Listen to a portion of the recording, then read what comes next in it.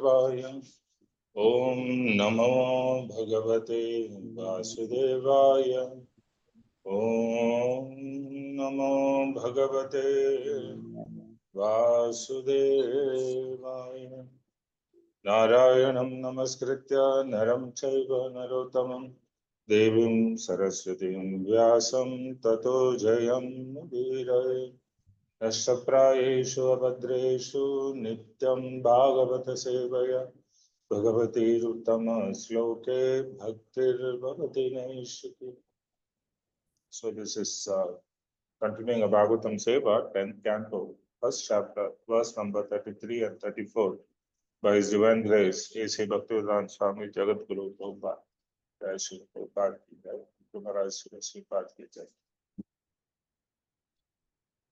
So this is verse number 33. Shankaturiya mridangasya nedurdundubaya samam prayanam prakrame tata varabhado sumangalam.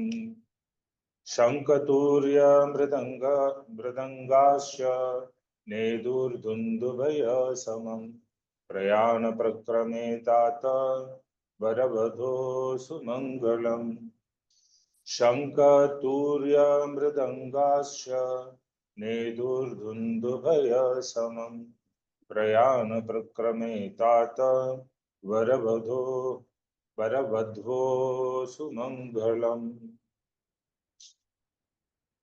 The translation by Prabhupada. O beloved son, Maharaj Parikshit, when the bride and bridegroom were ready to start, conch shells, bugles, drums, and kettle drums all vibrated in concert for their auspicious departure. The next verse, verse number 34. Pati pragrahinam kamsam abhasyaha sharirava asyastvam ashtamo garbho hantayam vahase budha abhuda. Pati pragrahinam kamsam abhasyaha sharirava asyastvam ashtamo garbho hantayam vahase budha. Pati pragrahinam kamsam abhasyaha sharirava asyastvam ashtamo garbho hantayam vahase abhuda. The translation purport by Prabhupada. Translation. While Kamsa, and controlling the reins of the horses, was driving the chariot along the way, an unembodied voice addressed him, "You foolish rascal! The eighth child of the woman you are carrying will kill you." Purport by Prabhupada. The woman spoke of Ashtamo Garbha, referring to the eighth pregnancy, but did not clearly say whether the child was to be a son or a daughter. Even if Kamsa were to see that the eighth child of Devaki was a daughter, he would have no doubt that the eighth child was to kill him. According to the Vishwakosha dictionary, the word Garbha means embryo, and also Arbaka or child. Kansa was affectionate towards his sister, and therefore he had become the chariot driver to carry her and his brother-in-law to their house. The demigods, however, did not want Kansa to be affectionate towards Devaki, and therefore, from an unseen position, they encouraged Kansa to offend her. Moreover, the 6 sons of Marichi had been cursed to take birth from the womb of Devaki, and upon being killed by Kansa, they would be delivered. Marichi. When Devaki understood that Kansa would be killed by the Supreme Personality of Godhead, who would appear from her womb, she felt great joy. The word Vahase is also significant because it indicates that the ominous vibration, condemned Kansa for acting just like a beast of burden by carrying his enemy's mother. Om Jnana Timirandasya Jnananjana Salakaya Chakshurunmilitam Yena Tasmai Sri Gurave Namah Mukam Karoti Vachalam Pangum Langayate Girim Yatkripatam Aham Vande Sri Gurum Dinatarinam Paramanandam Madhavam Krishna Chaitanyam Ishwaram Namo Vishnupadaya Krishna Prishaya Bhutale Srimate Bhakti Swarup Damodar Swamin Niti Namine Namo Sadbhaktavam Manaye Manipur Udbhavaya Cha Prabhupadala Satvani Prachara Niratayate Namo Vishnupadaya Krishna Prishaya Bhutale Srimate Bhaktivedanta Swamin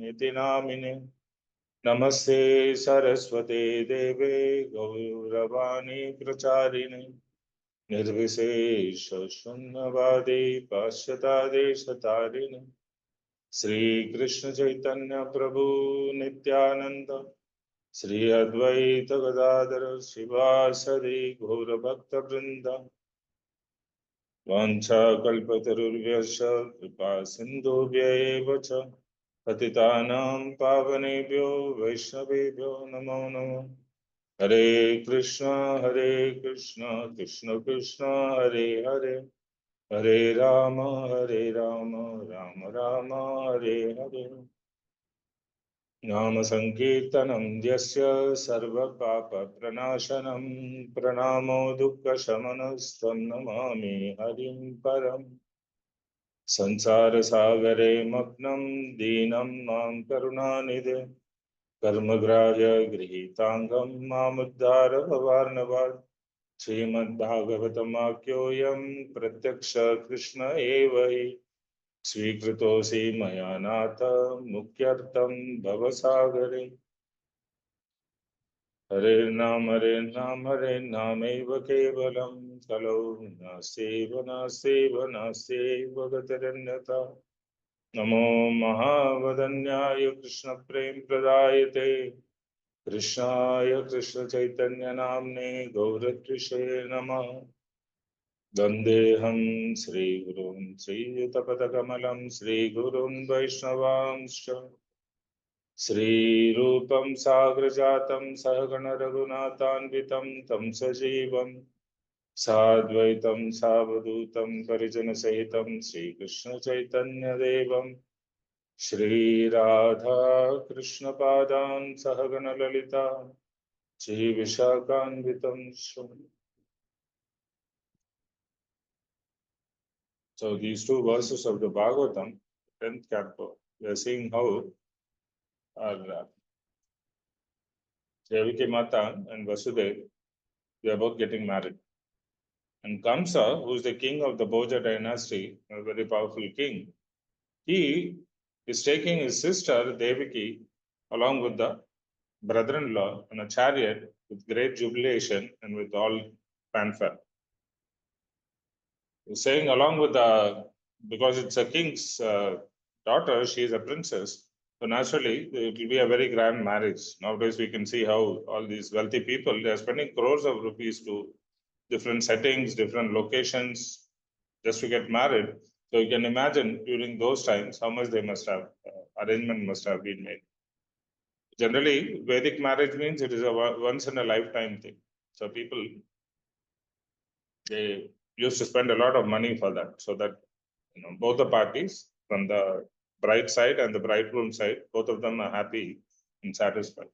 So this is a king's daughter, so automatically there is all these musical instruments. There are conch shells, there are bugles, drums, kettle drums, and all of them, they are playing very nicely in a concert, in a very rhythmic way for their auspicious departure. Modern day, nowadays, we can see everything. There is people get intoxicated and they were very wildly, they dance.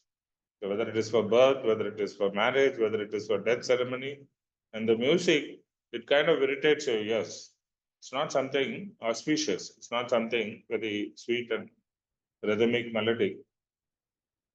But anyway, this is a Vedic time, 5,000 years before 5,000 years. So Kansa himself is personally sitting because he is so very happy that my sister is getting married and she is going. He is driving the thing because of his affection for his sister. He is personally taking control of the chariot and he wants to drive. So you see how the Supreme Lord Krishna also is driving the chariot of Arjuna. The Supreme Personality, he is driving the chariot. This is because of love. So we can understand the brother-sister relationship was very good. But you see how quickly the situation is going to change.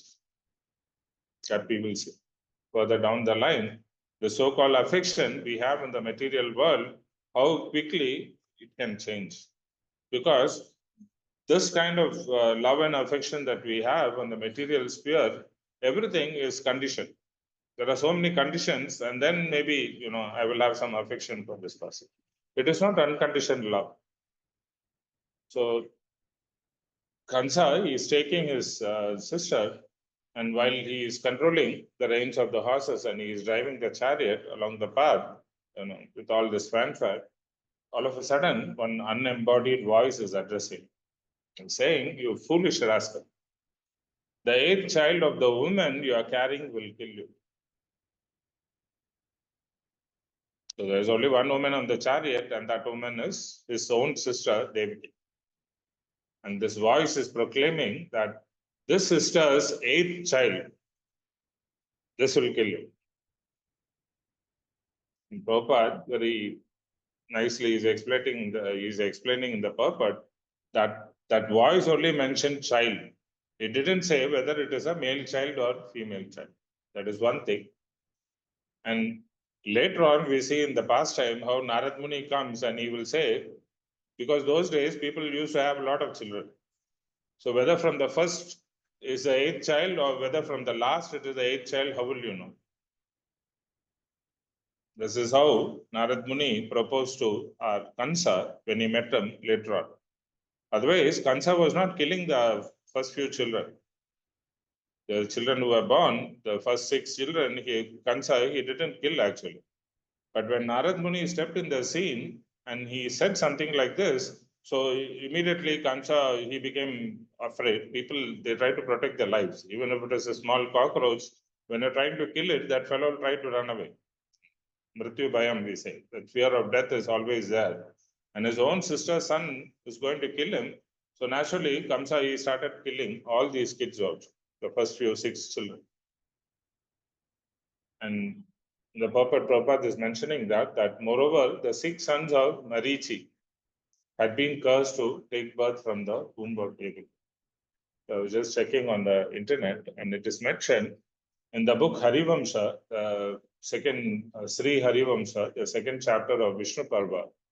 It is written that this Hamsa, Suvikrama, Krata, Damana, Ripumardana, and Krodahanta.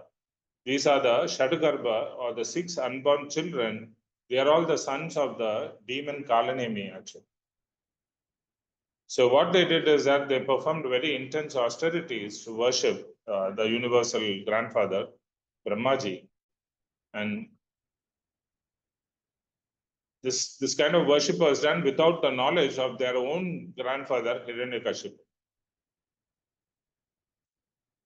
So Hiranyakashipu's son was Kalanemi. Kalanemi's children were these 6 people. So Brahmaji, the grandfather of the universe, he was very satisfied with all their extreme penances. And then he is granting them the boon of protection from death according to their prayers. But later, when Hiranyakashipu, he heard about this incident, He became very, very furious and he said, "You have worshipped Brahmaji without letting me know. So I don't have affection for such kind of arrogant, impudent people like you." So he says, "Your father himself will kill all of you. In the next life, all 6 of you will take birth in the womb of Devaki, and your father Kalanemi will be born as Kamsa. And this very Kamsa, who is your father, will be your murderer." So you see, this voice proclaiming from the sky that your sister's 8th son will kill you, and this Hiranyakashipu's curse, all these conditions have to be met with. So due to this curse of Hiranyakashipu, these people, they took birth in the womb of Devaki. And Kansa, who is the incarnation of Kalanemi, he happened to kill all these. But before this, prior to this, these people were all well known by the names of Smara like that, and they were all sons of this Marichi Muni. And Brahmaji, during creation, he created a very beautiful daughter called Vag. And this lady was extremely beautiful that even Brahmaji, he became infatuated. The great grandfather of the entire universe, Brahmaji, became very, very infatuated. So what he did was, they say that when she saw that her own creator is looking at her with lusty eyes, she tried to go here and there. And they say Brahmaji's one head appears in different directions so that he could see her. When she went up like this, and there was one extra head on Brahma. So 4 directions, there were 4 heads, and there was one 5th head on top. And Shivji got upset actually, and he plucked out that one of the heads of Brahmaji. That's why he is known as Kapali.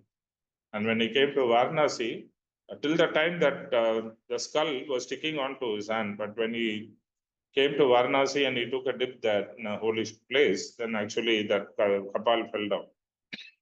The skull fell down. Excuse me. So seeing Brahmaji running like this, these Marichi's sons, Marichi is one of the sons of Lord Brahma. So these 6 boys, they were actually grandchildren of Lord Brahma. So they started laughing. Look at this old man. So because this offense of looking down on such a great personality, Vaishnava Aparad, they had to take birth as demons. They were born as Hiranyakashipu's grandson, Kalanemi's sons.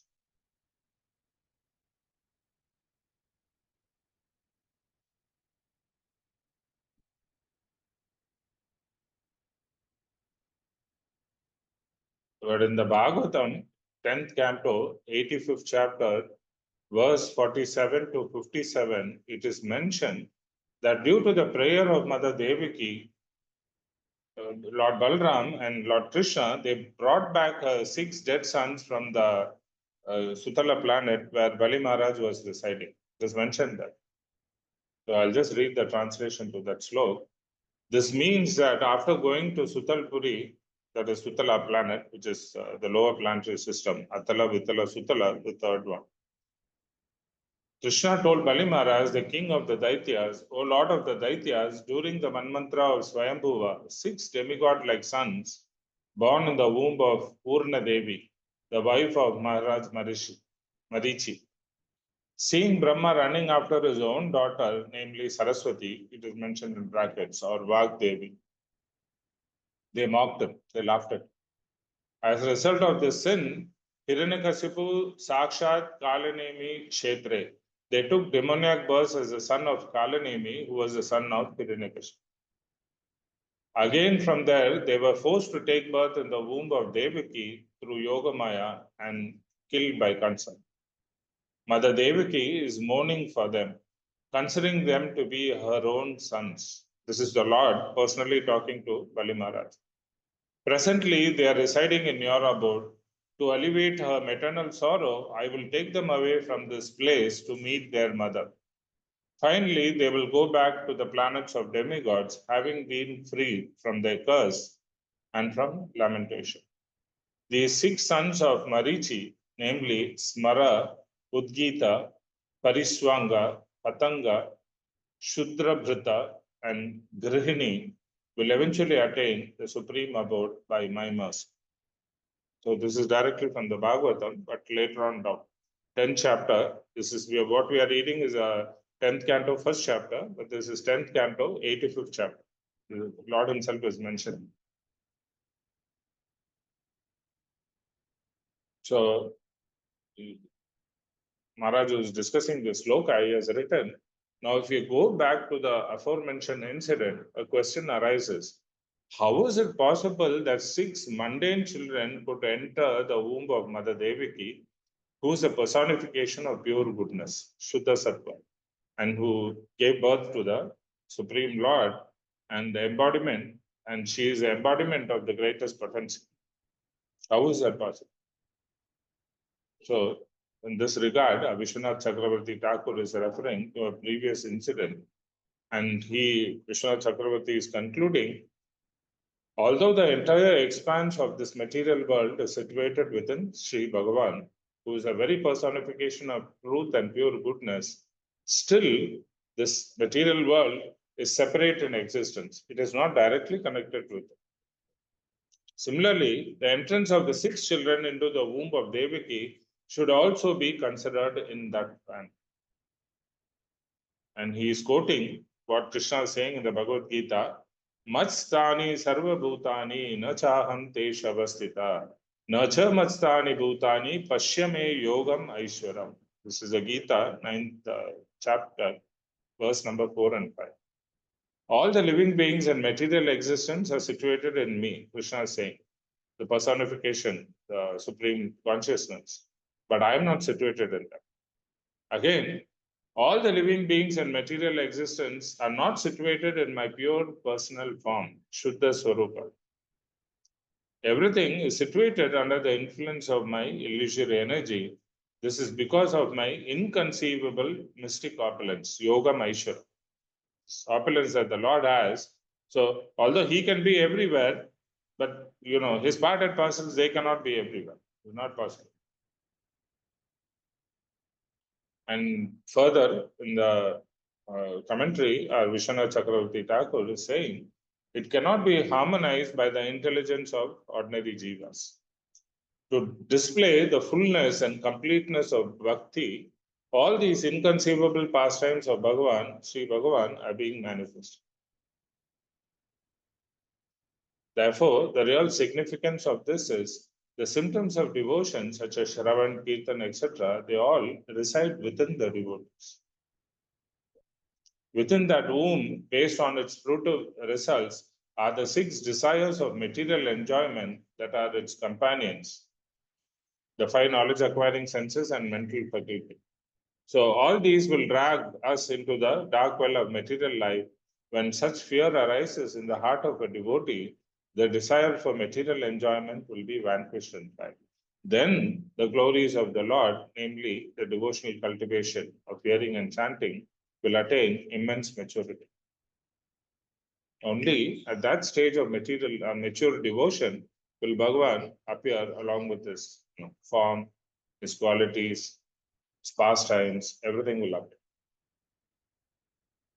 So what he is trying to say that Bhagavan is appearing from Mother Devaki because she is an avatar of bhakti, the very personification of devotion.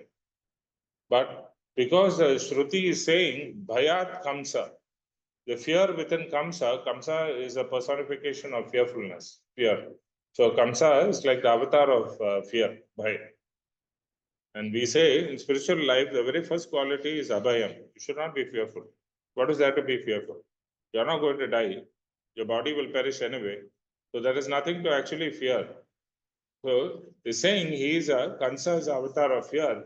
Therefore, just as the fear of this material world destroys the 6 material sense objects from the womb of bhakti, similarly, Kamsa is killing all the 6 children of Devi.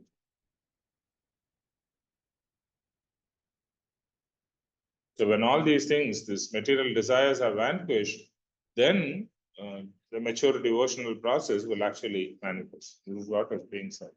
So when the 6 sons of Devaki are eliminated, one should know that the 7th child appears as Anantadev, who manifests as the abode the resting place and paraphernalia such as the bed umbrella of the Supreme Lord. And then, just as the Supreme Lord himself appears after the appearance of Prema Bhakti, so Sri Bhagavan directly appears as the eighth son of David. This is the purport of the appearance of Supreme Lord in the book. Sattvam Vishuddham Vasudeva Shaktitam. So pure goodness. So this is the thing. So all these unwanted material desires are being killed, the area is being purified, and then Balramji comes, Anantaseshi comes as a abode, the spiritual world kind of descending, and then the Lord comes. So this is how it is to be understood. Then, the Prema Bhakti will reach maturity. So many other things are being written. So this is how you should understand this particular. And nowadays we don't hear kind of this Asriri, they used to call it in down south. I don't know what was mentioned there. They said Abhashya, Asharirabhak. Asharirabhak. A voice is coming from someone whose body was not visible, invisible body. Asharirabhak. So for the common people, because they cannot see who is speaking, it's like kind of a omen, something bad is about to happen or something like that. But these things are not common in Kali Yuga. We don't find it. But people who are very spiritually advanced, they can see all these subtle beings actually. When I was in Bombay, in the front of this Bhaktivedanta Institute, there was one sloka from the 5th canto of the Bhagavatam. I don't remember which verse number or the chapter, but it was written. This is from the Bhagavatam. It is written there that if you chant this mantra continuously for 41 days, one mandala, you can literally see all the demigods and the Gandharvas and other people up in the sky. Now, when we look up, you don't see anybody there, but you can see all these people, the Yakshas, the Gandharvas, everybody you can see. If you chant this mantra non-stop for 41 days. So these personalities are there, they are very much there, but we cannot see them because we don't have that level of spiritual purity. Same way, when you're very much advanced in spiritual life, when you've developed pure devotion to the Lord, you can see Krishna also like. This is very much possible. And we're seeing how these demigods, Kansa was very affectionate to his sister, so he had become the chariot driver. But these demigods, they did not want Kamsa to be affectionate like this. So that's why they are speaking like this and they're encouraging Kamsa to offend them. You keep offending like this, and then one day, when all your punya karma is the credits, pious credits is exhausted, then you will face the reaction of all your impious activities. So they wanted to clear out all this punya karma so that he can commit more and more atrocities, and then eventually the Lord will come and destroy him. So this is why. So Devaki Mata is a personification of pure bhakti, and Kamsa is a personification of fear. Yeah. And the 6 sons, they represent the material desires. So this is the urging of the 5 senses, and one more thing was mentioned. What was that?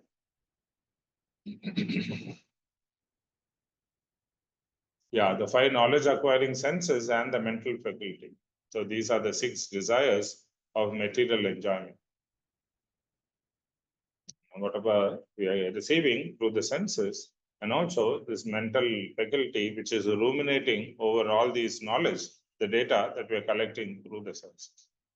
So the fear which comes because of these things, because as soon as there is some kind of desire, you know immediately that you are not meant to enjoy these things, because this is everything is a property of the Lord, whatever we see. So as soon as that desire comes that, no, I want to enjoy, then fear also comes along with that. Maybe if I steal somebody's property, what will happen to me? That's why devotees, because they are fully surrendered to the Lord, they are nishkama. They are very peaceful. They know this is a property of the Lord and they engage everything in the service of the Lord. But for the other people, there is always a fear because they are stealing somebody's property without permission. And most often, rather than using it properly for others' benefit and their benefit, they misuse it. So it is like double trouble.